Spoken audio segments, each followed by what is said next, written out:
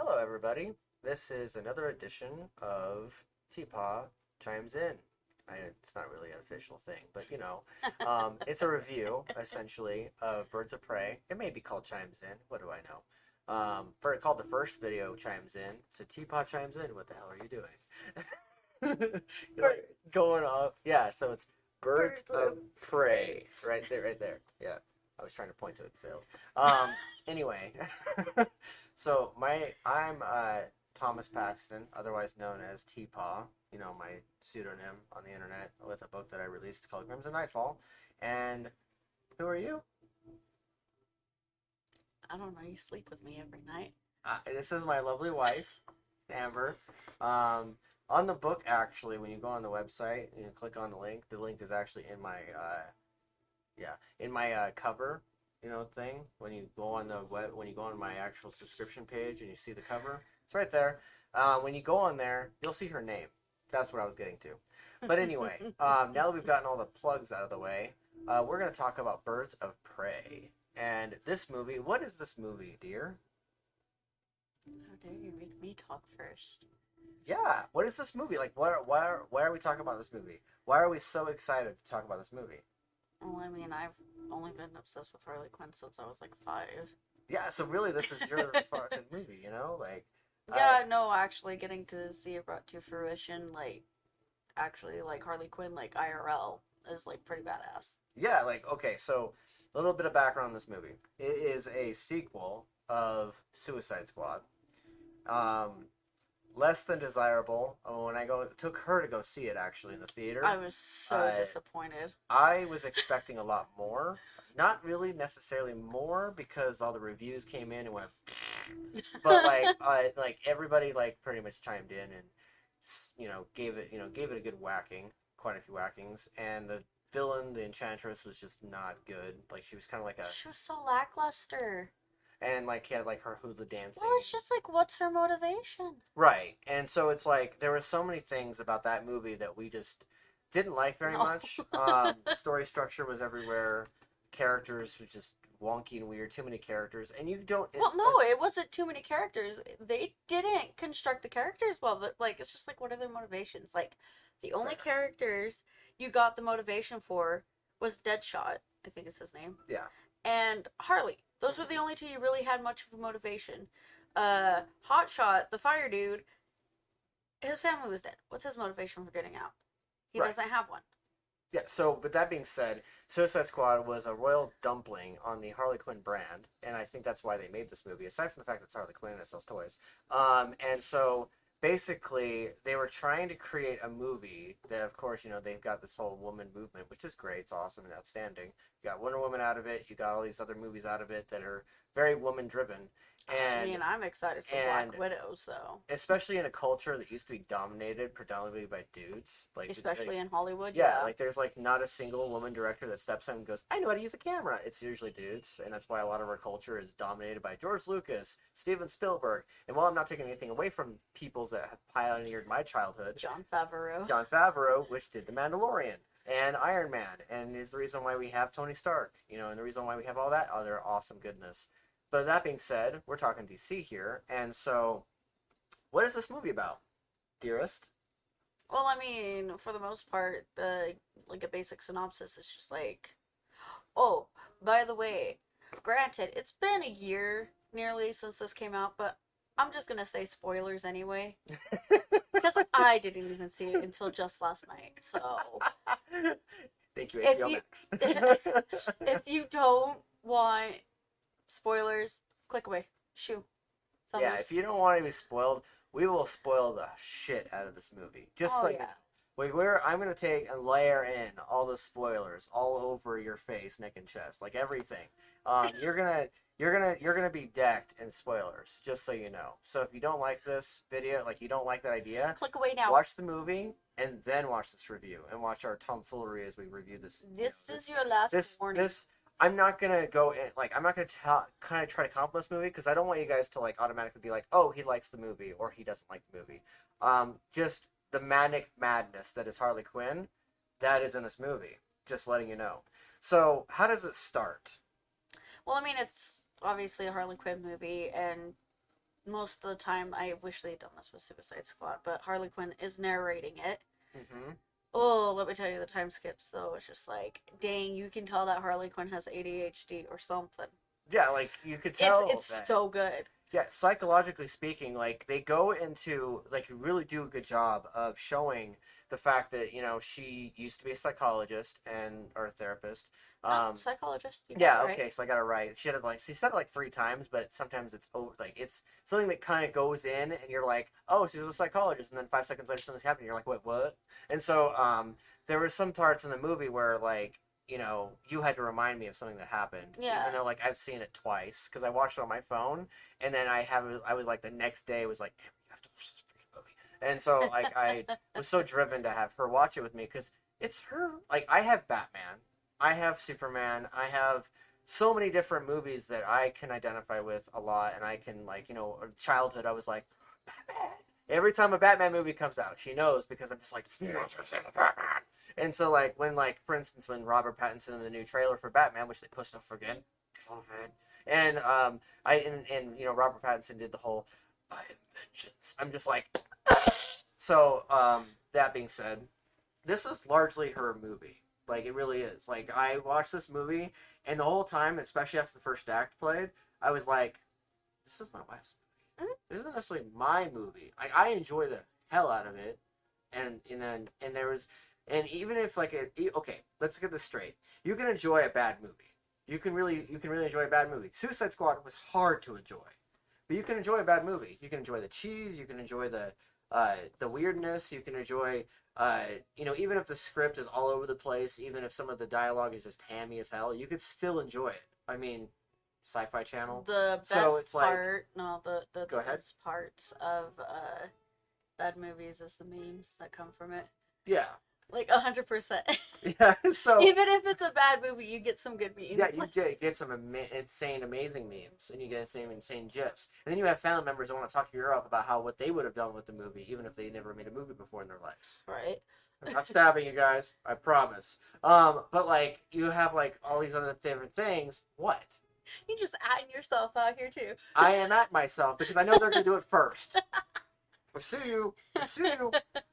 So as far as this movie goes, one thing I have to say, I'll say before I would really review the movie itself, is they picked a unknown to do the directing. Like, she's done one movie before. Like, she did this movie called, what was it called again? Dirty Pigs or something like that? Dirty Pigs, yeah. Yeah, so she did a comedy drama, that's what IMDb called it. I've never seen it before. She did. And so it's a largely unknown known director who actually got counseling by the woman who did Wonder Woman. Trying to remember her name, Patty Jenkins. There we go. Yeah. And I'm terrible with names, but like a lot of times I'll be sitting there doing background checks on a movie before I review it, and I'm just like going, "Who is the person that did that movie? I recognize their face. I know their face." What's the name? Right, and I also like I'll go into the thing and I'll tell Amber, be like, "Hey, this person did this movie," and she'll be like, "Wait, who is that person that did it?" I'm like, "Phone, IMDb, that person," because like I never remember. But like so as far as this movie goes, like it was directed by an unknown, and she literally like was so overwhelmed by being chosen to do this movie that she was just overjoyed. And she got told by Patty Jenkins. I almost called her Wonder Woman. She got told by Patty Jenkins to basically acknowledge the fact that you're the only person in the movie that knows it best. That was her counseling. Was know your stuff, know your movie, know it better than everybody else, especially in a room where like you have Geoff Johns, who is a comic book veteran, which I covered that in the Wonder Woman video. He's known for his work on Smallville. He's known for his work on Superman, Batman, The Dark Knight Rises, Dark Knight, Batman Begins, like everything DC related and Marvel is Geoff Johns, and he's a producer on this movie. And then you have people that have done Hunger Games. You got a guy who did Annabelle and Annabelle Creation. Like you have horror background in this movie. Like you have so many different layers and flavors that are produced in this movie. It was produced by like 10 people. Thank God it was not edited by a music video company. Oh my God. Yeah. So I know I'm talking a lot here, but I wanted to go into the background of the movie before going in, because when I watched the movie the first time, I was floored. I was like, did this really just happen? Did I enjoy a DC movie this much? The So thing thing that cracked me up the most Go ahead. is when you were watching it the first time up here. I'm just sitting here like minding my own business playing The Sims because I'm just like a freaking avid gamer and crap. And he's just like, oh my god, they really did that.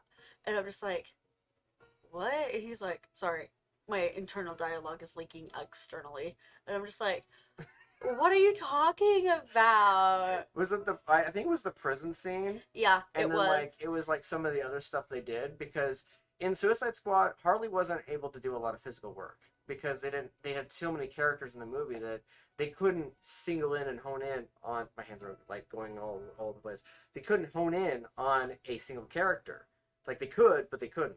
And so what they did was they showcased her use of a bat, they showcased her use of the hammer, by the way, that famous hammer that everyone loves. The bad hammer. The bad hammer. They have that in this movie. They have so many things. They have the hyena named Bruce. She even like, okay, so there's a part of the movie near like the middle or end where she gets asked by the Cassandra character, who's a plot device, by the way. Cass, yeah. Yeah, Cass. She's a plot device / foil / a lot of other things. They could have done more with the character, but they didn't have much room in the story to do it. But like, in the story, she literally asked her, she's like, where'd you get the hyena? And she's like, oh, I bought off some dude. And then like she goes into like saying, oh, I named him after the hunk Playboy boy named Bruce Wayne. And like that's like, you know, and so it's like really cute the fact that they included the fact that, you know, Harley probably has a crush on Bruce Wayne, doesn't realize he's Batman. And so that was awesome. So as far as the story goes, it starts out with an animation of her talking about how it's been 4 years after the Enchantress, you know, tried to wreck the city, and how Enchantress tried to control everything, and how like a bunch of stuff that happened after Suicide Squad. And then she talks about Mr. J breaking up with her, and then she talks about becoming emancipated kind of leads to everyone hating her. And that's kind of how the beginning of the movie starts. It's this tone that getting your independence comes at a massive cost, which makes it even more fun. Tell me a little bit more about that. Oh, you just sitting here just talking and talking and talking. Yep. And I'm just like, oh. No, so pretty much what I liked about the movie so far. Like from the very beginning, it's just like talking about like how her and Joker like broke up and everything. And then of course like it shows that like people are like wanting to get to her, and she's like, but I don't know about that yet. Let's go to the past. And she starts talking about it, narrating it, and how she's just like having this like mental breakdown because Joker broke up with her, but no one believed her, etc., etc. And etc. etc. What's the etc. etc.? I want to know Just- more about this. just- You had me learning No, about a completely like, different movie, even though it's the same etc. movie. No, like etc. etc. Like the random roller derby scenes. Like I get it. Like in the comic book, she was in a roller derby, but because of the fact that like it was just such a minor thing, it kind of upset me because it's just like if you're gonna bring something like that in, maybe bring her roller derby friends in, but then they're just like, oh well, they're not really friends. I'm like, then why did you show this scene? Just so that you can have her roller skating at the end of the movie? Yeah. And the thing that cracks me up the most at the end of the movie, speaking of the roller skating, Black Canary. Thomas, move your head. Black Canary. Badass. Sexy woman. She sits there, she even says to Huntress, and she's just like, when'd she change her shoes? The part Right. cracked me up. I died. So, but after you get to like her finishing like explaining like why everyone's going after her and everything, she starts to introduce this character that's right above my head, the sergeant lady, Yep. detective, and talking Detective about Reyes. what? Detective Reyes. Reyes, yes. Who talks like an 80s cop in 80s movies. Yeah, talks That's like a an running 80s joke cop. in the entire movie. Everyone talks to her is like, did you Why- ever notice, why does she talk Why like does she talk like an 80s cop? in an 80s movie? And then she goes, shut up. Oh, fuck you. Yeah. But God, you made me lose my train of thought. Roller derby, roller skates, canary. Oh yes, and then Harley starts introducing this character and everything, and how like men has screwed her over, and then she introduces Canary, and then Huntress gets like introduced like midway. But you have like this whole little bit where like Harley's in the main antagonist Black Mask, played by Ewan McGregor, um, and she's in his club, and of course he's not doing anything to her. He's like, "Oh yeah, nothing will happen. You're Joker's girl," kind of thing. And then she pauses and she's like, "Oh yeah, that's the thing. I never really told anybody that me and Joker broke up." And I'm just like, "You asking to get your girlfriend?" But anyway, and so after that scene, she like in that scene she breaks like Ewan McGregor's driver's legs. Oh yeah. Because he's just like, "Get down from there," because she like is pole dancing and she's drunk, and so she like accidentally spills her drink on the driver, and he's like, "Get down from there, her." Like, sit down. And so she's like, okay, I'll sit down. And she jumps down, just like full, both feet hard on his legs, and his legs just like go like. Carefully, you ask for from Harley. And then she's just like sitting around, she's like, "You want to lap dance," kind of thing, and I'm just like, oh my gosh. So, and then like after that all happens, of course, you got like the little bit of scenes with like her introducing Canary and them also introducing Cass and the relationship between Cass and Canary. But like also during the roller derby scene, you also get introduced to Cass, little girly right there, and you see her in the background pickpocketing, and you're just like, "Oh well, that's interesting." And then lo and behold, later on, you realize she's the main part of the plot because she took more than she could chew. Yeah, Literally. like that's literally. Yeah. And so the funny thing is, they also talk about because the whole point of this movie is Ewan McGregor's character is trying to get a diamond that has to do with. You're like trying to point out Ewan McGregor's character. Well, okay. On the thing. This is just like his name is right there. Yeah. Let's talk about Ewan McGregor for a minute, okay? Okay. You talk about it because you went nuts seeing Ewan McGregor as a villain. You're just like, what the heck? Like your mind was blown. It didn't say heck. F-bombs came out, and it wasn't like the pissed off F-bombs. It was like the oh type thing. Like I was okay.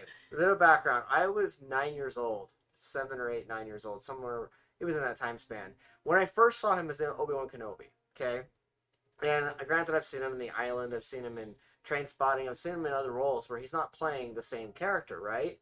But he's ingrained in the conscious and ingrained in the popular conscious. Camera's over here. I'm reminding myself that he's ingrained in the conscious notion that he's the sage Obi-Wan guy, and even memes talk about him being Jesus and stuff like that. And in this movie, one of the opening scenes is literally him being like, "Oh, I'll have him peel your face off, and just yet." And he's like, "Oh, I'm so sorry." He takes off her mask. She has snot coming out of her nose, and he's like, "Ew, is that a snot bubble? Is that snot bubble?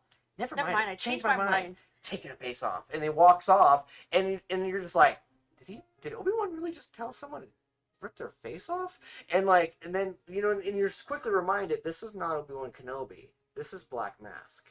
And there's scenes where he's irrationally angry, where even like the slightest notion that someone could be laughing at him, or the idea that he's dirty, or that dirt is around him, or someone's gonna betray him, or that someone's about to betray him, he just gets irrationally angry. He just snaps. Like he just goes. He goes from being like, I'm cool, and he just like talks to people and goes, he's super suave and negotiating. He's literally telling a guy, like, "I will be here for you. I will be here for we'll meet at the docks tonight." And then like, the other person's like, "What about family?" He's like, "Fuck family." And like he like kind of goes into his whole notion. No. The dude didn't say what about family. He's like, "Well, my business is a family business." The gist is the fact that he wasn't too keen on the family theme.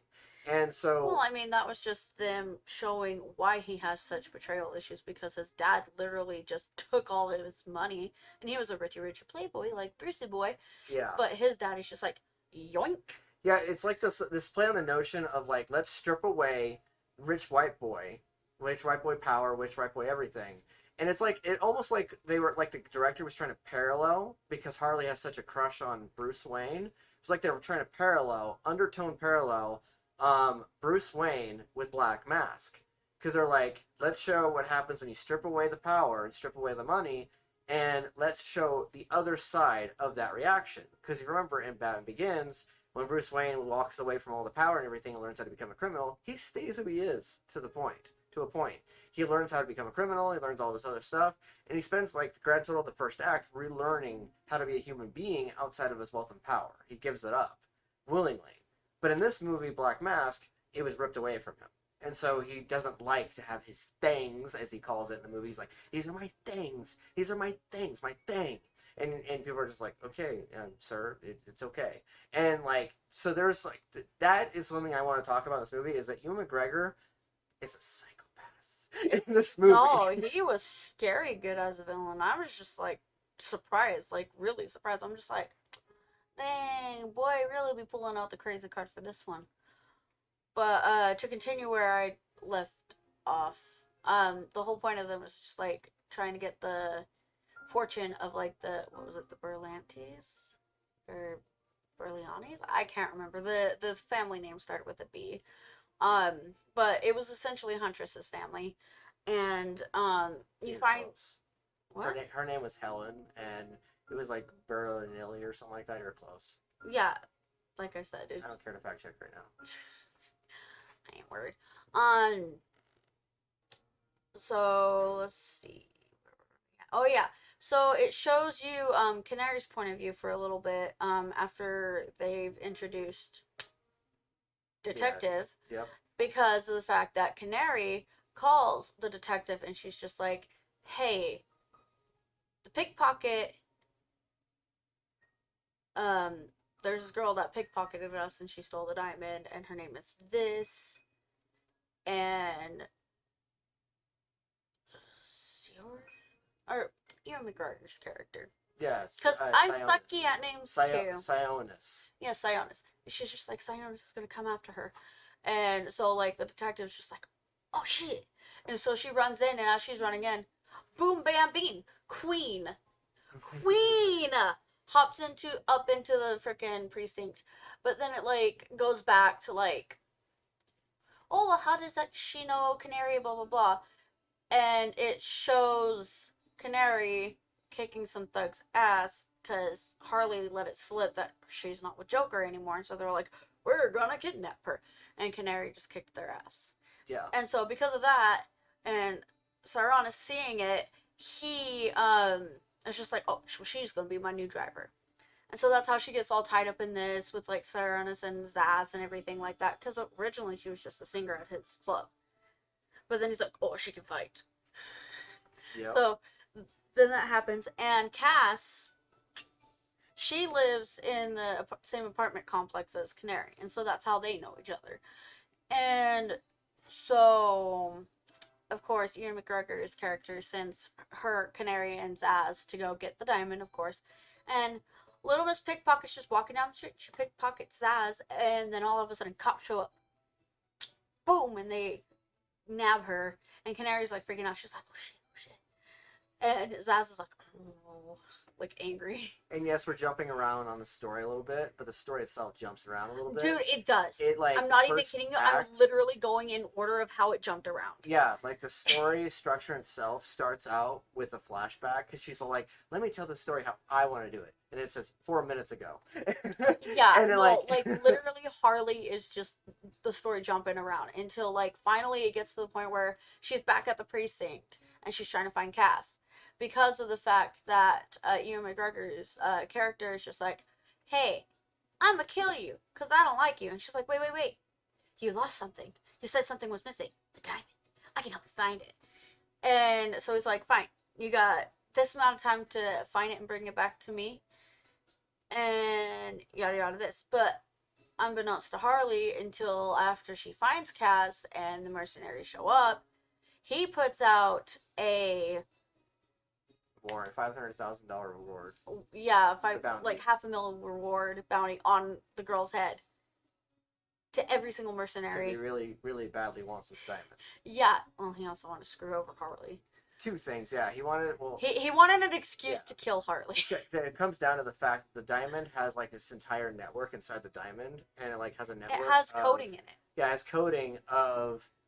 Where The is she? Berlantes, You keep calling him Berlanti. It's not Berlanti, but Huntress's family is a multi-billion-dollar they family. were a that big are mob a family big mob that ran family Gotham. That ran Gotham, and they helped run Gotham and everything, and they were gunned down.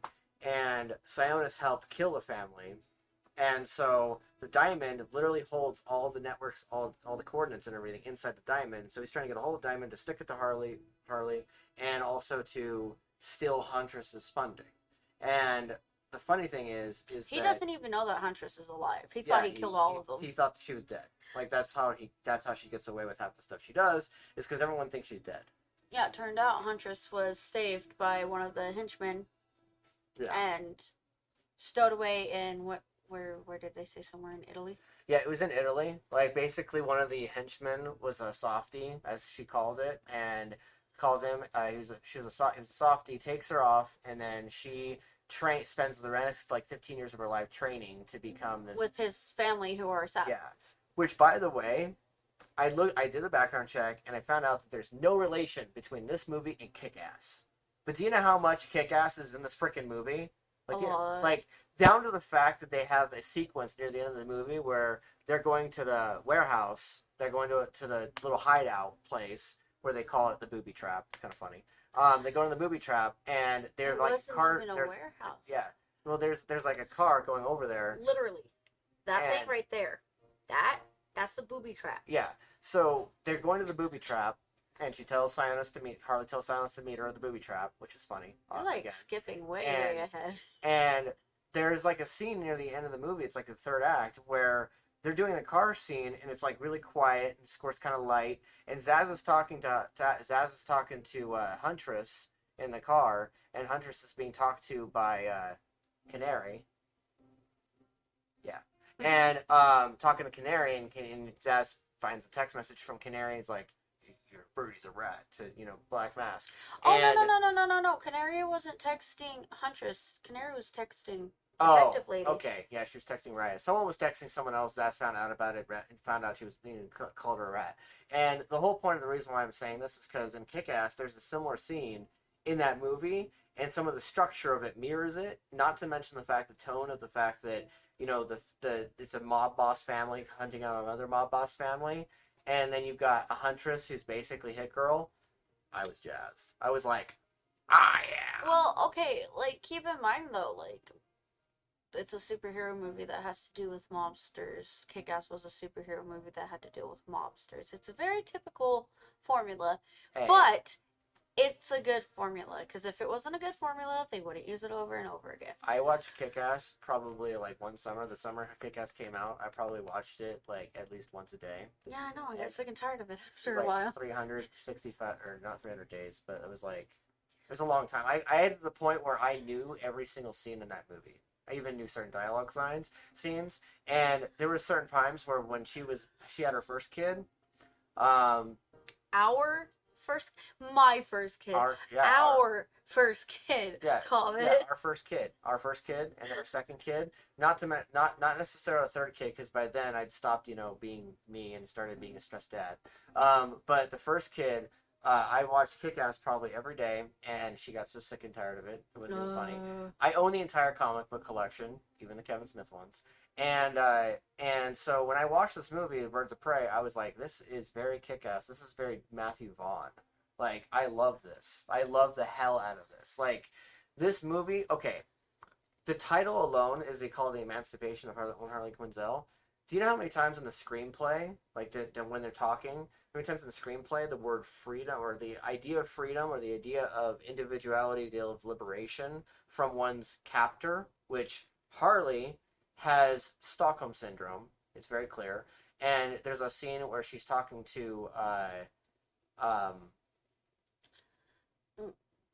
Canary, and she's saying, talking about, a master, and talking about being a Harley Quinn and everything like that. Do you have anything to say about that? She doesn't have Stockholm Syndrome. Stockholm Syndrome is where you have and grow an attachment to your kidnapper. Joker never kidnapped her. She broke him out of Arkham Asylum. She fell in love with him. Yeah, he manipulated the fuck out of her. That's called a narcissist. And it happens, but it's not Stockholm. He didn't kidnap her. It's a form of Stockholm syndrome. No, it's not. Do not spread misinformation on mental health. I'll kick your butt. It is a form Nope. of that. Nope. I strongly think that there's maybe it's not necessarily Stockholm syndrome, but there's something in there, like an element of that. It's a typical thing that happens in narcissistic abusive relationships. When the full first act of the movie is her literally having that wrestling idea in that scene where Sionis is literally having her chained to that chair, and she's literally having that little dream sequence in her head in which she's dancing with Sionis. And she's singing Diamonds It's Are a Girl's playing on the idea that Sionis is her new Mr. J, even though he's not really her new Mr. J. But it's playing on the idea that her psyche is latching onto Sionis very much like how it latched onto Mr. J, and she's finding it hard to break away from the idea of being latched to a master. And this entire thread goes through the entire movie and plays out in the sense that she constantly brings it up when she's talking to people. It's like a joke here and there, but it's like a thing that gets brought up where she's talking about the fact that she had a master, and so now she's trying to become her own master. To the point where when Silas is talking to her at the very end of the movie, he's like, "You need me, just like you needed him." And he's obviously talking about Mr. J. And so it's like there's this obvious thread that's going through the movie where she's basically trying to become her own person. Even trying to find that damn sandwich. Oh, yeah, sandwich. Let me tell you, that's my favorite thing throughout the entire damn thing. Yeah, let's go into that. Okay. We have to. Well, I mean, that's just like such a minor thing, but like... It's like Iron Man wanting a burger. Hang on. In the scene, after she blows up Acme Chemicals, I think is what it was, as a haha, fuck you, Joker. Because that was where, obviously, she, like, I love you, jumps into a vat of acid to prove her love, kind of thing. And so, Detective and a whole bunch of other people just start chasing Harley. And meanwhile, she's, like, in the store as, like, she's figuring out, she's like, oh, her and Joko really broke up. And this is Harley saying, fuck you. And so... And then it skips to like a scene where Harley's just getting an egg sandwich from a food truck. And she's like talking about it like it's like this sexual orgasmic thing. And I'm like sitting there watching this and I'm like, oh, this is a whole ass mood. This is me with food. I kept looking back at her and going, honey. This is how I talk about food. This is how you look in the morning when you eat that sandwich. Right. Well, besides that point, back to, like, Canary and Huntress and everything. So, like, after you meet Canary, you meet Cass, you figure out why Harley's chasing after Cass. They introduce you to Huntress a little later on, because they kind of allude to her at the very beginning when you meet the detective. Because all of a sudden they're just calling her the crossbow killer, and she's just like, the crossbow killer. And I'm just she's such a funny character because she's just so insecure. She's like, no, I'm Huntress. It's like one of those like silly like teenager trying to be a vigilante but is like socially awkward. Oh yeah, no, and it's hilarious and I love it. So obvious how her background, because she trained so long to become what she is, that she her didn't social get to have skills are stunted. Childhood and she was socially awkward. Like, she's all like that's the point where like near the end of the movie they're like, that was great, that was badass, and she's like, yeah, I'll do that too, and then she like does a fist bump. Yeah, that was funny. Yeah, but so as you're like finding out why she was like trying to get Cass and everything like that, her and Cass finally like escape, and there's like a little cute bonding scene where they're like in the grocery store and all that, and Cass is like, well, I want to be like you because you're like shopping at a rich grocery store and everything like that, and I don't get to do that because Cass is in a foster care system. When you're introduced to Cass through Canary's point of view, you hear her foster parents fighting, and Canary gives her a couple bucks and she's like, hey, go get some food. $20. Was it 20? I don't It's like remember. 20, yeah. It didn't really If it was show 15, it well. if you could turn in a $15 bill, if you make a $15 bill, I would have been happy because I'd have been like $15, little No, man. stop right there. You're gonna get this video copyrighted. But my brain is just like so tired right now. It's like 4 in the morning, dude. No, it's not. It's 5 minutes till 4. It's 4 in the morning. Whatever. But after you find out, and they're in the grocery store and everything like that, Harley Quinn like literally goes on a tangent where Cassie's just like, I want to be like you. How did you get to be as good as you? And she like literally goes through like her whole life story of just like, well, first you gotta go to medical school, and then you gotta become a psychiatrist, and then you gotta fall in love with your patient, then you gotta break him out of Arkham Asylum, and then you gotta fall in love with him, and then you gotta jump into a vat of chemicals for him to prove that you love him, and then you gotta be abused by him, and then you gotta break up with him. Turn into mad insanity. Or no, then she like mentions like the stuff that happens in like Suicide Squad, where she's just like, and then you end up in jail, and then you get broken out of jail to save the world, and then you get put back in jail, and then you break out of jail again, you and get then put in jail with Batman. Joker breaks up with you. And like she like goes into like the entire thing, and she's like, and then the aforementioned madman breaks up with you, and it's just hilarious. And Cass is just like, okay. And so Cass, like towards the end of like the grocery thing, she's just like, how are you gonna pay for this? Or it's like, who said anything about paying for this? They just bust out of the grocery she's store. like, paying's for dummies. Yeah, she just busts out of the grocery store, and they make it back to their place. And you meet this like really cute like I don't want to be like that white person that can't The tell. Doc. Just call him Doc. Well, Doc, yeah. Remind me of Jose, like an older Jose. He owns a Chinese restaurant. It was amazing, but so like my 32 dollar meal. That's exactly what you should do. so the number 32, Yeah. and she's like, add extra chili sauce so you can't taste this cooking. Right. And it was hilarious.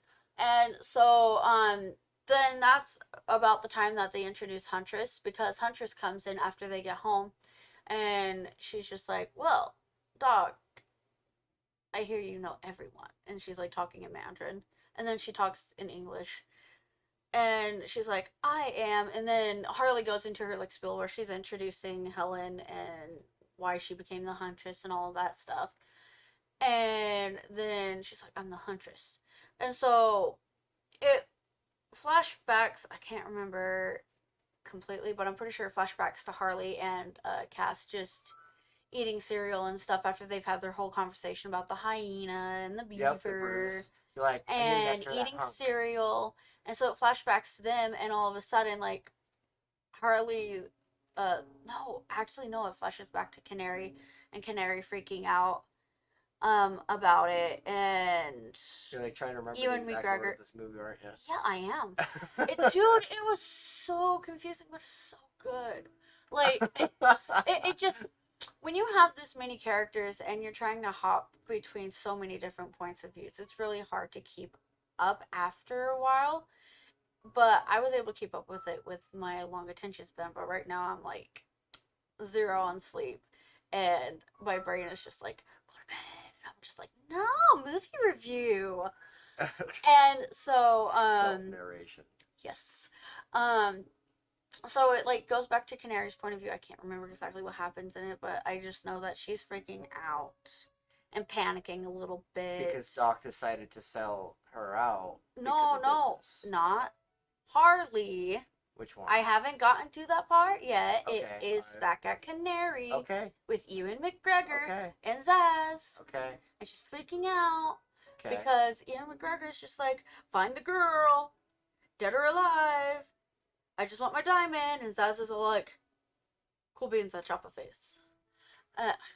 Let me tell you, okay, the actor that played Zaz was so good. Like, I thought Zaz on Gotham was creepy. Whoa! The actor in this movie that played Zaz. So you're saying Chris Messina played an absolute outstanding. Yeah, I know. Like, I was thoroughly creeped out by him because he's not just like, he's not like I'm gonna cut their face off. He's just like, He's like, he'll just walk up to you, like, all kind of like saunter, be like, this looks pretty. Yeah, like that. And it's just like really creepy though. And so, after all that stuff, with Canary and everything, it goes back to Harley and Cass in her apartment, and they're just talking. And Harley's just like doing like these cutesy things, and it's just like kind of like she's having like she's getting an attachment to this girl, and she's like, you can kind of like it's not really spoken, but it's shown that she's starting to feel a little bit better now that she's like getting to know this girl, and she's all like, oh, maybe I can be a good person kind of thing. And then next thing you know, bam bam bam, Harley Quinzel, and it's just like, oh shit. And so they're looking out the window and they're getting ready to jump out the window, and like Harley's like grabbing things. She grabbed the freaking beaver with a tutu and everything, and that cracked me up. She grabbed the taxidermy beaver, and this dude like literally like bayonets. Not bayonet. That's not a bayonet. Bayonet's gun with a sword. Frick, what is it? A catapult. He like catapults a bomb into her apartment, Yeah, with and like this it like mechanism where like the bomb was sitting in the center of the net, and he's like, yeah, and it busts through the window, and like of course you have that moment where you're like freaking out because the hyena ran towards it, and so you're just like, oh no, the hyena died. And so after all that, Harley runs out, and she's like, there's only one person that could have sold me out. And then she runs out and she sees Dog packing all of his stuff in the car, and she's like, well, how could you? I thought you cared about me. I thought we cared about you. And he's like, well, they just kept offering more money and more money and more money, and now I have enough money to open up a new restaurant, a better restaurant. And she's like, but I cared about you. Didn't you care about me? And he's like, it's nothing personal, Harley. It's just business. Yep. And so him saying that triggered her into getting to the viewpoint of, well, I really gotta sell Cass because this is just business. I gotta save my ass. Otherwise, I'm gonna die. And so she calls up Ewan McGregor's character. Sionis, yes. Thank you. I suck at names. And, so she calls up Sionis, and she's like, meet me at the old abandoned amusement park and meet me in the booby trap, and I'll bring you Cass there. And like the entire time she's like feeding Cass like laxatives and prune juice and stuff, because like Cass, of course, being a kid, she's just like, oh, I don't want to get caught having this diamond, so she eats it in the cop car. That was the beginning of the movie. And so Harley's this entire time just trying to get her to shit it out. Because, like, literally in the grocery store, my favorite part of the grocery store, I skipped it. I forgot to mention it because I just barely remembered it. Mm-hmm. She grabs a laxative and she's like, it's either this, grabs a knife off the shelf, or this. And the girl, Cass, she just reaches for the laxative. She's like, I prefer this. And Harley's like, good choice. Puts the knife in the, in the car. And I'm just like, oh. I'm just like, watch, she's going to use that on someone. And so when they get to the booby trap, Canary's heard about it, and so Canary texts her, and this is about the time where, like what Thomas mentioned, Zaz rats out Canary for tattling to someone else. Yeah. Huntress somehow finds them. Yeah, she somehow finds them. Yeah. Huntress is just like popping up everywhere. Yeah, she just pops up, and this is one of the things, like the things that is in a screenplay where you just sort of forgive it because it's a Hollywood movie, but at the same time you're like going, where has she been this entire time? Yeah, exactly. So like, she just like pops in everywhere. Like they could have easily have stitched in some other story thread with like it's or something. It's very obvious who the main ones they were trying to focus on were. Yeah. And Huntress was just kind of like an afterthought, which kind of frustrated me because Huntress in the comics was a big integral part of the Birds of Prey. And I mean, so was the Oracle and Poison Ivy, and I'm kind of upset that they didn't have the Oracle or Poison Ivy in this. I mean, I get like limited casting and stuff, but I'm just like, where's Barbara? Where's Ivy? Like, come on. They have talked about it. They have talked about making a sequel to this movie and making the Poison Ivy an integral part, so you could get your wish. My OTP of the DC universe is Ivy and Harley Quinn. So let's talk about that ending action sequence, by the way. Oh yeah, we were getting to that. And so, they're at the booby trap, and Detective shows up. Canary shows up because Zaz just bails on her. and then Huntress shows up. Harley already has Cass taped to the toilet. Zaz and Canary show up. Zaz paralyzes Harley with a trank. And then Canary's, meanwhile, while he's like trying to, like, he's like dealing with Harley, and he's just like talking to her and everything like that. And he's like, I've saved a special place on me for my scars. Yeah. And it's like it's on right his on freaking his shirt. and it's like right on his heart. And I'm just like, Zaz, you're such a freaking creep. And he's like, I've been waiting to cut off your face. And I'm just like, ugh. And like I visibly cringed, and Thomas is just like, I'm informed by Gotham, the Zaz on Gotham, and Arkham Asylum, and pretty much every other incarnation of Zaz. So when I was watching that, I was like, this is a pretty good version of Zaz, not gonna lie. It's different. He's got hair. No, when you give me the creepy crawlies as an actor playing the character of Zaz, that means you've done a good job, because Zaz is supposed to give you the creepy crawlies. And boy, did he give me the creepy crawlies. But so you're getting to that ending sequence, and Canary is trying to like unduct tape the girl from the toilet. Yeah. And Zaz walks in, and he's just like, what are you doing? And then he sees that there's like prune juice on the sink, because like obligatory like prop setup so that he knows what's going on. And he's like, oh, I know exactly where the diamond is. Here you go, Canary. Cut her open. Yeah, just get it done with. Just get it on her own. And Canary's just like, no. She's just a kid. No, she's just a kid. And Zaz is like, no, do it. Do it. You see, do like, it, really do see it, the do it, lack of humanity like, in that scene with, well, like, because, like, Zaz is just like, dude, we have a job to do. We got to get that diamond. Yeah, she's a kid, but you know what? We can still cut her open. And ain't nothing wrong with that. And what's even more creepy about it is there's, like, this sense of, like, peaceful malice about how he says it, too. Yeah, like he's not even like, phased. There's no he's regret. Just like, there's just like he's just like it's not even the fact that it's just a job. Like, you know, regretful is just a job. It's like, no, we got to get the diamond. Can you just get it out, please? Like that's pretty much how it is. Well, like with Zaz, he's just like, we got to get the diamond. Yeah. Otherwise, I mean, we're yeah, gonna be he in trouble. is like that.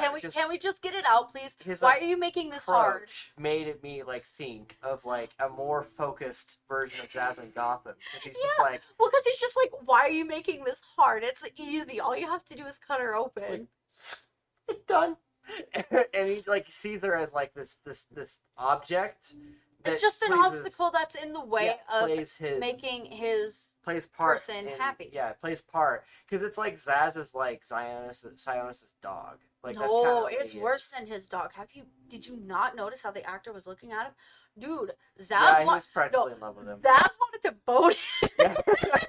Let's be honest. Zaz wanted to bone Black Bass. He was pretty involved. Like, every time he got close to Sionis, he'd be like... like, not even joking. Like, it's just like, dude, this guy wants some D. Yeah, and like, and it was funny as Black Mass. To be fair, it was so like almost gay that it worked. Like, there was subtext there that it worked. I mean, like, it was very obvious that he hated women. Yeah, like he was throughout the entire movie. Women were basically an object for him to set a drink on. And there's a part in the movie that was really uncomfortable where he's having some dude rip his girlfriend's dress off. So, or wife, I don't remember exactly, but girlfriend. Yeah, like they were at the club. Yeah. It was after Harley had gotten away with Cass.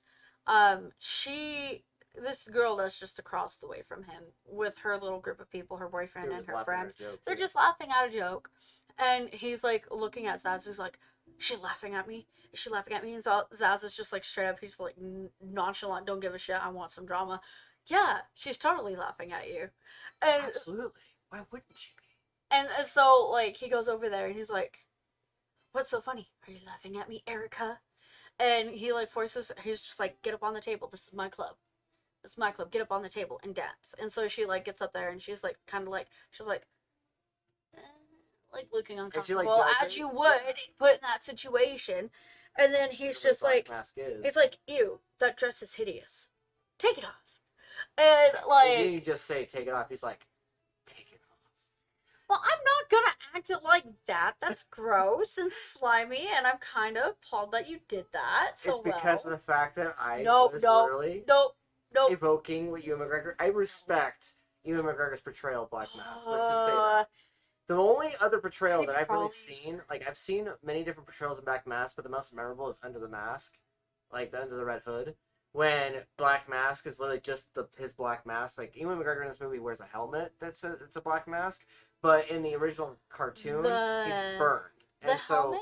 yeah, it's like he's just this irrational guy who's just like, give me the Batman, and he's just like shooting people. But in this movie he plays it like a dancing sociopath. He's very rational, but it's like borderline psychopathic a little bit. Even the smallest thing will trigger him. Yeah, like he's got some real daddy issues. Yeah, like it's insane. But anyway, so like back to the scene, Zaz is like trying to get her to cut Cass apart, and she's like, yeah. So she starts fighting him, and then Huntress is just like, bing bam, I'm here. Zaz dead. And she's like, he was the last guy on my kill list. I'm done. I'm gonna go now. And like the sheriff is just like, no, you're not. Like the detective's just like, I don't know where the fuck you think you're going. And then they look out the window and it's just like Ewan McGregor's there with like this entire army of just like mercenaries and shit. And Harley's just like, oh fuck. And Hunter's like, oh, he really did buy himself an army. Yeah. like not even joking, like that deadpan. She's like, oh, he did buy himself an army. Yeah, they're just like, oh shit. And Canary's like, how are we gonna get out of this one? So then you have this like really one of the biggest then you have like this really badass like super like House of Horrors mirror house type fight scene with a whole bunch of like baddies in masks between all 5 of the girls. Well, 4, and then Cass just being tossed around. Cass just sort of, you got her? No, you got her. Yeah, no, she's literally being tossed around like a ping pong ball. Poor thing. And so that scene was actually pretty cool. That was the scene that I was like talking about where like Canary's like, when she change her shoes? When she have the time to change her shoes? Yeah, she points it out. And so they're all fighting, and then finally they get past like all of them, and like that scene was like really well choreographed too. Like I was super happy with the choreograph. Oh, it was insane. Not to mention the fact that they played, I think it was Barracuda. Yeah, they played Barracuda. Barracuda? Yeah. Yeah, yo, dude, the soundtrack though. We'll get to that in a second. But so after that fight, they step out and they're just like all happy and everything. They're like, oh, we defeated them all, and then it's like, bam, bam, bam. Not really. And like previously, when they're like trying to get gear and everything to fight them, Harley gave her her little corset brassiere, like the typical black and red one that you see in like the comics and stuff. And I'm just like, oh heck yeah. And she's like, it's bulletproof. That's sexy. Aren't you glad I had to wear it? And so they grab Cass, of course, and Harley convinces Canary to use her superpower, I guess you would call it. And yeah, it's like Sonic Scream. She's like, ah! Yeah, no, she literally like freaking just destroyed them. And so you have Harley like using the power from that scream while she's like closing her ears in her roller skates to push her towards the car, and she's not able to really catch up. And so Huntress shows up on her motorcycle, and she's like, need a lift. And so like you have Harley like hanging onto this rope, like roller skating behind the motorcycle and everything, and like trying to get to Cass. And then you have like a big old scene where like she's getting shot at, and then she finally breaks into the car and busts the driver, and then they acrobatics, and then they crash the car into a statue, and they're over at the Founders Pier. And then that's where you have the whole monologuing scene where Sionis.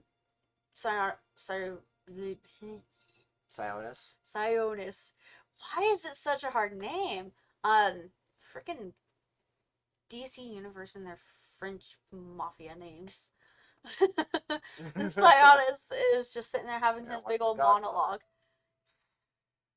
That's Um, and so he's having this like big old monologue where he's just like, "You need me to protect you. I don't know why you would do this to me, Harley.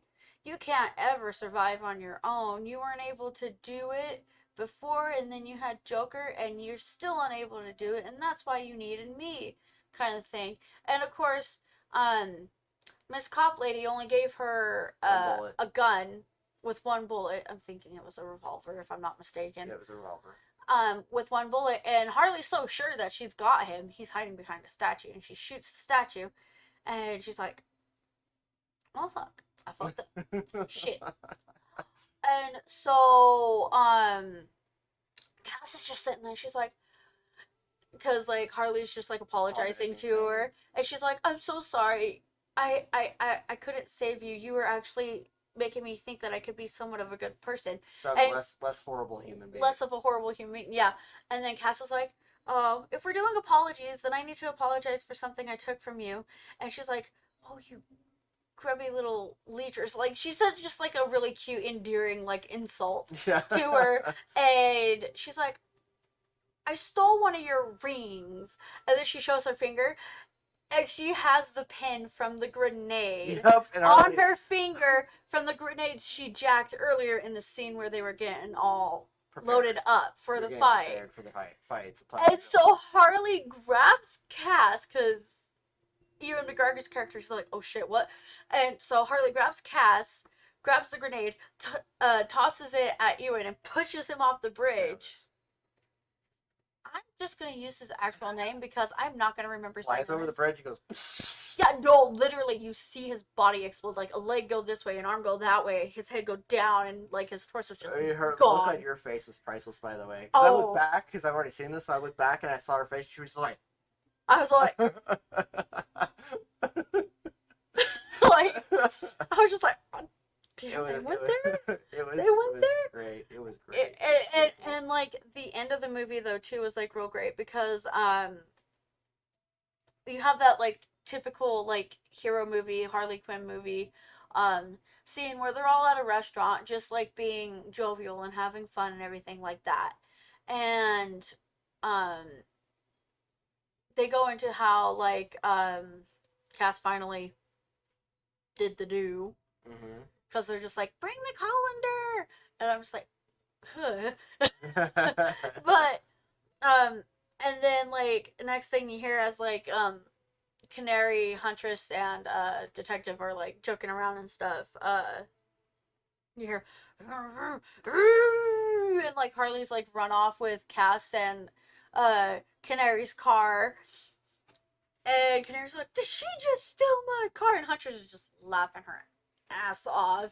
Yep. And Canary's like, "It's not funny." And Detective's like, "Yeah, no, it's not funny." And Huntress is like, "It's kind of funny." Yep. And then it just kind of goes and shows you like the after story, like a little bit of like what's happened after like Huntress, Canary, and the detective.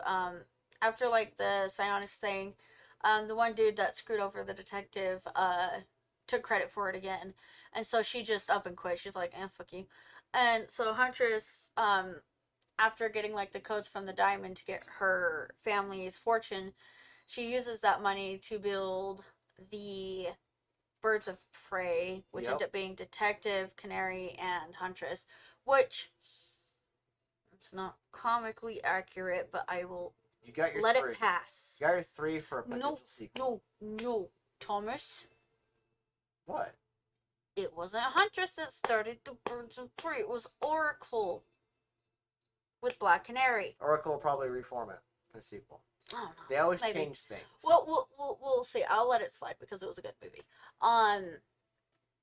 I'm normally not a stickler when it comes to like that kind of details, but I mean it's fucking Harley Quinn and Birds of Prey. It's like my favorite series out of all the comics. Yeah, like this is. That's the only reason I'm kind of like nitpicky, because I'm just like, where's my babies? Where's the ones I gave a shit about? But they made me give a shit about these guys.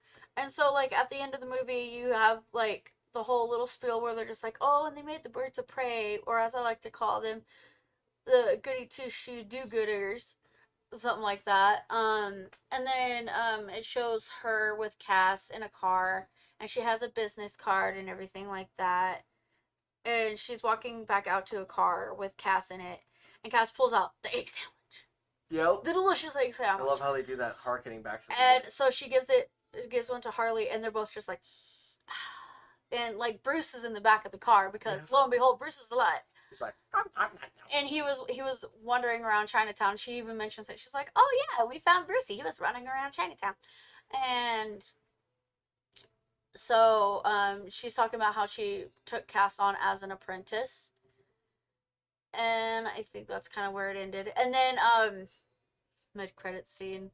I don't know. About Batman's secret. I don't want to spoil it.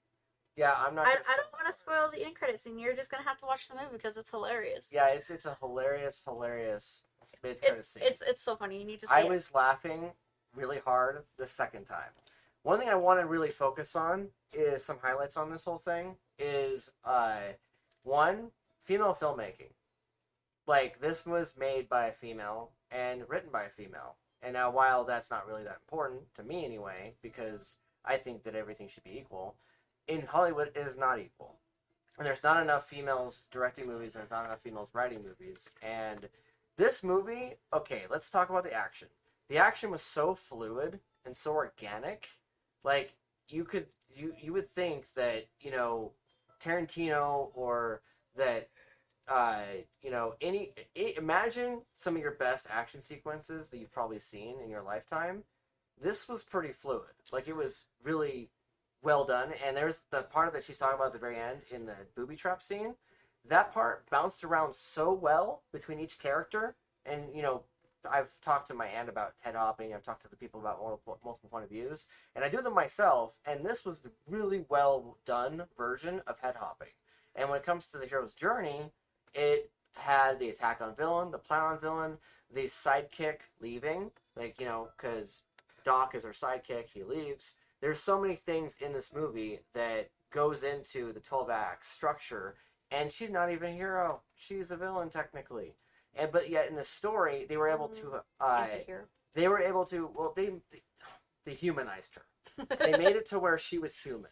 And they made it to where, as much as she's been deranged in the past, and as much as, in any other story, should be just looked at as that crazy hot sidekick of the villain, she becomes her own character by the end of this movie. And that's really the point of the movie at the very beginning, is the emancipation of one Harley Quinzel. And they do a really good job of not only showcasing the birds of prey and how they form, but also Harley Quinn. And her journey. And so, with this movie, I really hope that... I know that it wasn't a massive box office success, because I looked at the numbers, because I'm all concerned about that, because I'm like, can I get a sequel? But, the movie came out in January of last year, and so far it's only netted, $200 million box office, which to anybody else would be a lot of money, but to a Hollywood studio it's not, for some reason. It's like pocket change. Yeah, it's like pocket change, especially since Avengers and all those other movies make, And how much they put into this movie. Yeah, they spent, at least $250, and they said that it was barely enough to break even. So it's I don't know if we're going to get a sequel. I really hope we do. And it would be really nice to have the same girl come back to direct a sequel, especially to continue the story she started in this movie. Yeah. And I really hope that this is a continuing trend in Hollywood to have more of to see more female directors, because Hollywood has been staunchly just male directors, male producers, and everything. And I like the idea of directing a movie, but I also like the idea of her or someone else who has a story to tell. Well, also recently, within the last, I want to say 4 years, 16, 17, about 4 or 5 years. Female directors have been coming out of the woodwork. Netflix has given a lot of female directors opportunities. Hulu, HBO. And just a lot of the bigger, more free thinking, as I like to call it, companies giving women a chance to actually direct, and just a whole bunch of other things, and direct something that's other than just rom-com or romance, because it's fine and dandy being able to enjoy a good rom-com or a good romance movie, but there are a lot of girls that would like to actually see women directing genres that they like, because there are some girls that like horror movies. Not Oh me. yeah. Not me. Oh yeah. No, But I know quite a few there's women who are some. just like, Get a boner for a horror movie. oh yeah. But and then there's other girls that just like superhero movies, like me with Harley Quinn. Like, what I would give to get another sequel, even with this director, even if it's not this director, but another female director, I would 100%. Oh yeah, it's like it's her friend or something that we don't even know about, that nobody knows exists yet. Yeah, and, like, for real. Some female friend that they were, in some bar together joking about, and, like, one of my friends, joking around about, like, they should do this in this movie, and then you find out it's a sequel. But like, as far as this goes, like, I would say, like, did you know that Black Widow just barely is coming out with a movie? And you know how long they talked about Black Widow being a movie in Marvel? I think they started talking about it like back in like 2012. It's been almost 10 years. Yeah. And they just barely made one. Like, huh?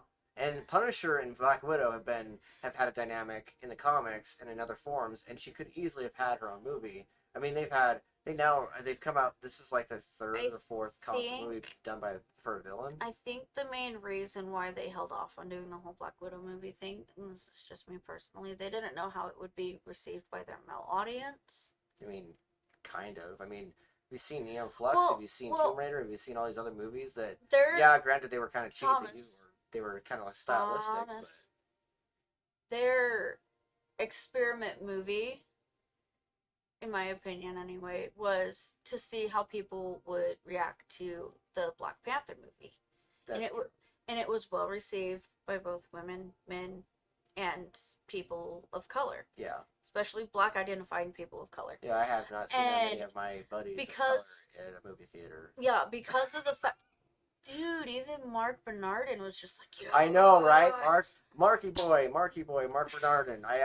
He's a brilliant writer. When he went on and went on record about people of color and about people able to have opportunities in film and to Hollywood, see themselves finally represented. I didn't know that was a lens. I didn't know that was something that was a thing, that that people have a hard time with that. And that's mostly because, as my childhood, I grew up with mostly white people doing it, and I didn't think about any of that stuff until he started talking about it. It comes with our Caucasian colored classes.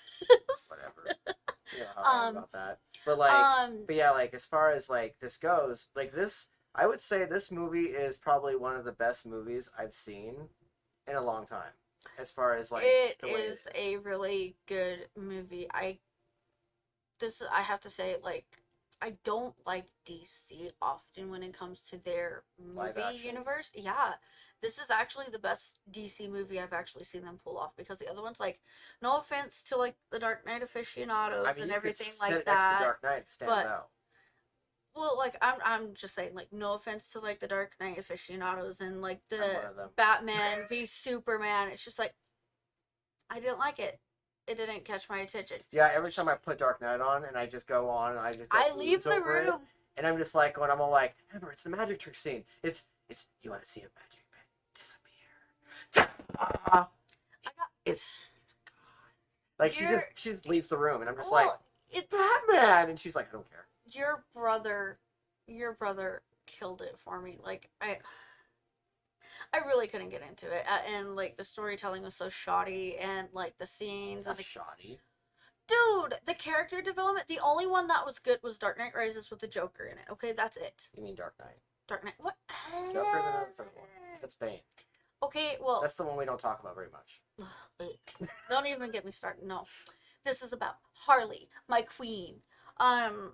But no, I 100% would like recommend this movie, like 10 out of 10. And I mean, not only just like for the movie itself, like even if you don't like get to watch the movie, at least give the OST, like the soundtrack, give it a freaking listen. Like, they use a lot of music from a lot of influential women artists that have helped like transform the music industry, like Joan Jett, Madonna, like a lot of like music, like yeah, some of it was like covers of said songs, but they used a mainly female leading soundtrack. 7 people's playlist just now. Dude, I'm adding this to my playlist tonight. Like, I really, really like the soundtrack. It's like really good. But no, then another thing like that I found interesting that I really liked about this was they actually show like more better character development and like more character motive Yeah. in this movie than they did in Suicide Squad. Because, like, Suicide Squad, yeah, we touched on it at the beginning, but, like, the difference, like, the big difference between the character development and stuff was noticeable. Like, yeah, there was some character development with Deadshot, but, like, the other characters, other than Harley, didn't really get any character development. And that was actually kind of disappointing because it's just like, well, what happened to this character? And yeah, we know this character's dead, but maybe what kind of legacy did he leave behind, etc., etc. That kind of thing. Yeah. And it was just so lackluster, that ending on Suicide Squad, that it really made this movie shine because of the fact, like, just the character development, especially with Canary, because it's just like she's just barely being introduced into this story, and they show you so much about her because from the get-go she's already uncomfortable working where she's working. She's only working there because of the fact that she needs the money, Yep. and it just kind of evolves from there. And I mean, hell, even the detective's like, oh, well, you can be my informant just like your mom. And you get a little hint at to Canary's backstory where it's just like, well, yeah, my mom was an informant for you, but she was found dead on the streets. Where were you and your men in the blue? Yeah. She Good scene. she emphasized men in blue Yep. when she was found dead on the streets. Where were you guys? And so detectives just like, I promise that would never happen under my watch. Yeah, it's like got this And interesting subtext of today's culture. Like, the thing that I really like the most is just like how they portrayed like the backstories and what motivates the characters. Cass's motivation is she's in a foster care system. She's very poor, so she finds money any way she can. She finds resources any way she can, and that means is pickpocketing. And that leads her into the whole situation with the trouble. And it's obvious that the detective knows Cass because in the scene where the detective comes back after like investigating the crossbow killer's crime scene, Cass is in the precinct getting detained and like getting processed and everything, and she's like, Cass, what are you doing back in here, kind of thing. And so you already can tell that the detective has a kind of a connection with Cass because she's just like, oh, she's in here again, she's pickpocketing again, kind of Yeah, thing. she like knows like most of the characters in the cast. The only one that I'm kind of disappointed that they didn't give more character development was Huntress, because she deserved more. Like, she is such an integral character to the Birds of Prey. Like, so is Black Canary, and like, I'm kind of sad Oracle wasn't a part of it, but I mean, it's really hard to introduce Barbara with how much backstory Barbara has, especially at the point where like Barbara even starts They would have the had to Birds of Prey. introduce her They in, would have like, had 3 to movies introduce ago. her. They would have had to talk about her backstory, talk about how she got paralyzed. Like, there would be so much to unpack with Oracle, so I see why they didn't bring her in, which is why they brought Black Canary in instead as one of the founders in the Comes movie. down to DCU's way of planning. The fact Yeah. they needed Kevin Feige for DC. They Yeah. needed Kevin Feige, not necessarily Kevin Feige. Let me be clear on that. It doesn't have to be a guy who's just like Kevin Feige. It doesn't have to be a copy paste, like where they're cloning Kevin Feige and putting him in this role. Just It just needs someone to be who can someone who do knows the backgrounds how properly. to do like a 10, 20 year planning process and knows how to, every time that you're at a new check mark, add another 10 years or add another 5 years and just plan these movies out rather than like, did it stick? Like, that's Yeah, pretty much how they do exactly. it. And it doesn't work. Like, you could use, like, she's bringing up the fact that, you know, this other character could have been in this movie, or Oracle. And I remember reading about Oracle. I remember the comic book where the Joker paralyzed her. Like, I remember that story. And it wouldn't have worked in any of those movies because they didn't plan them around it. And they couldn't just adapt that beat and put it in that story and have it work. Like, it just wouldn't have And worked. I mean, like, adding this version of Harley to the DCU also just, like, it broadens horizons. Because, I mean, you got, like, they're going to bring in Poison Ivy. They've talked about bringing in Poison Ivy if we get a sequel. And I mean, like, they're obviously going to have to bring Joker back if they're going to do a Birds of Prey second story, because the fact that Harley still later on in the comics still has to fight with the fact that she still loves Joker, and Poison Ivy literally bitch slaps the sense into her, and she's like, no, That's not okay. Yeah. That's not okay. Which, in a way, I kind of like this version as well as being a version, because then I Ivy, like this one. I'll be honest with let me you. pitch it to you. Okay. Say in this movie, she learns about freedom, she learns about liberation on her own, right? And then the second story, Ivy comes into her life after she's already experienced the beginning, and then just it gives that whole new dimension to freedom, individuality, or self-respect, you know, all that stuff. And so that way, when if Joker comes back or if another character tries to replace him, she has that pushback. She has that wall now developed, self-defense, that armor that prevents her from going back to him and then causing that stupid storyline that always appears in that story where she fights with Ivy or something like that. It's not stupid. What? It's not stupid. It's No. how they got clothes. Well, I know, but like they could do it in a different way that plays better. The thing that I liked about this better than what I've read in the comics, instead of her still being codependent on someone like Poison Ivy, she's actually pretty independent. That's exactly what I was getting at. Yeah. And it could just unravel that next level of that so that it prevents her from going back to him anyway. Yeah. Well, And in closing, I think that's all I have yeah, to say. so in closing, it was a fantastic movie overall.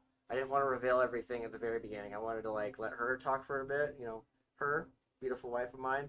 I wanted her to talk because it was a lot of it was her movie, and you're gonna get plenty of reviews where I talk a lot, but I wanted to give her a chance to, you know, voice her piece and give that dose because, you know, she's not someone that does this thing. Like, she's never on camera. Like, she is on camera for her video game streaming, but I don't even really analyze movies often. Like, it was really awesome watching you talk about this movie. I'm not typically analytical, but when it comes to something that I have an interest in, and like, At first, I was like steering you and guiding you and like bringing up different ways of tangent jumping points. But after a while, you just kept going on and then walking through the movie, and I was like, okay, I guess we're just gonna play the movie out for them a little bit. And I just was like, I'm gonna watch you talk. And so like, yeah. So, I mean, I love watching you anyway, so you know, but I'm biased. So anyway, in closing, great movie, very fun. Difference from Suicide Squad, they didn't drop in stupid one-liners. The one-liners fit, the dialogue fit. Great character development was fantastic. Cinematography was amazing. Colorful choice in location settings and everything like that. The costume department, hats off to the art department. Thank God you didn't hire a freaking music video company because it was obvious with Suicide Squad they used a music video studio to edit their movie. With this one, they didn't have to. They didn't. You obviously. They actually went full budget. It wasn't like they took a 12-track playlist and said, "Let's cut a movie around this 12-track playlist." They cut the movie around the movie, and then they just simply found soundtracks that fit the story, and that's how you do it. And so, or at least that's how this works for this type of movie. Some movies you could do that. You know, you could do that if it works and if like the storyline is literally mapped out and everything works out well. But in closing, that's what we thought. What would you give this rating if you gave it a rating? Out of what? 1 out of 10, 8 1 plus. out of 10? I'd give it a 9.5. 9. Oh, so you're gonna give it an A? Yeah, that's a passing grade. All right, I'll give it a. Because of the couple of concerns I brought up, which they're barely concerns at all, I give it an A or A minus.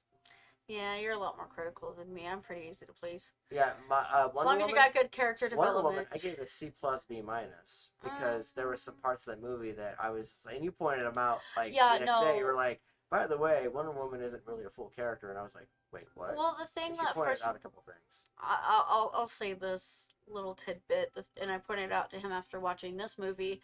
The thing that made this movie so good is it showed you the character flaws. It showed you the flaws of each character.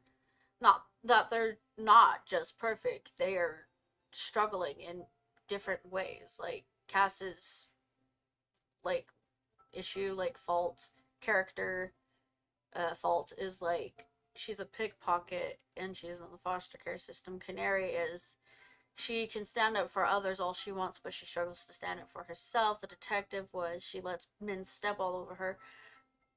Huntress's character flaw was that she's socially awkward. And then Harley's was that she's codependent on other people for her survival. Yeah. But with Wonder Woman, I noticed they didn't really give Diana much of a character flaw. They pretty much, and I get why they did it. They did it to set it up so that Barbara had a reason to be envious and everything like that. They pretty much set it up to where Diana is flawless. She could do no wrong. And one could say and sit there and argue, well, she did do wrong. She didn't rescind her wish right away. But she still rescinded the wish, therefore that character flaw is not technically a flaw. It is just a reluctance to the call to heroism. That's literally all it was. And so, and in doing so, giving Wonder Woman a very flawless character in that movie, whereas in the first movie they showed her flaws. But now all of a sudden, because it's the 80s and she's had years to mature and stuff, she has no flaws. That just doesn't make sense character wise, and it kind of messed with me with the whole Barbara aspect, because it's just like, I get being power hungry and I get like being envious and jealous of someone, but like, I don't know, it was just poor writing, because I We could should do tell. another review with Wonder Woman. Oh my god, maybe. I don't know. I just know, like, with Wonder Woman, like, the character development was like really piss poor, and it upset me because I could see it from a mile away. The only thing that intrigued me was Max and his kid. That was it. Yeah, so in closing, great movie, great, and I know I keep saying closing, but in closing, great movie, great soundtrack, and I'm a metalhead, so you were able to Definitely, impress me. definitely watch it. You know, definitely watch it. It's on HBO Max. If you don't want to buy it, just use it with your subscription. They even have it for free right now. They also have a subscription where if you want to do 6 months, it's like $70 or something. Yes, They have HBO, free you're welcome trials. for the plug.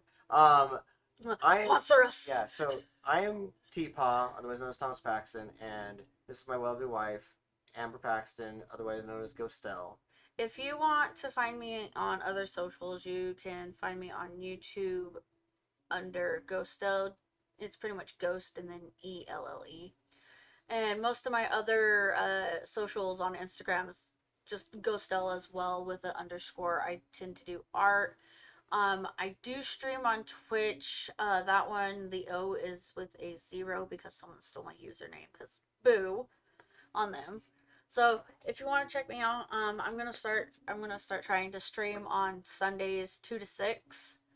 I tend to stream a multitude of different games, mostly Sims, Minecraft, sometimes just random games. I mean, I just recently got Phasmophobia, so I mean, if you guys are interested in seeing me piss my pants like a piss baby playing a ghost game, then let me know in the comments below. And don't forget, if you liked this movie review, please like, subscribe, and share Yes, click the bell. Click the bell when you for press the subscribe button notifications. to see all of it, and like this video and subscribe. And also, let me know if you want us to review any more movies. That's a couple, or if you want single reviews, whatever. Let us know in the comments. What movies you want us to review. Yeah, let us know, and we'll definitely do it. We'll watch. I will literally sit down and be like, review time, and we'll do it, and we'll do it. And so, like I said, in closing, great movie, and we're Closely. yes. Okay, I need to stop that. Thank you for watching until the end of the video, and we hope you have a great rest of your day, evening, morning, whatever it is when you watch this video. Wherever it is, where you're watching the video. Hope you had a great time. Hope you enjoyed yourselves, and thank you. Bye-bye.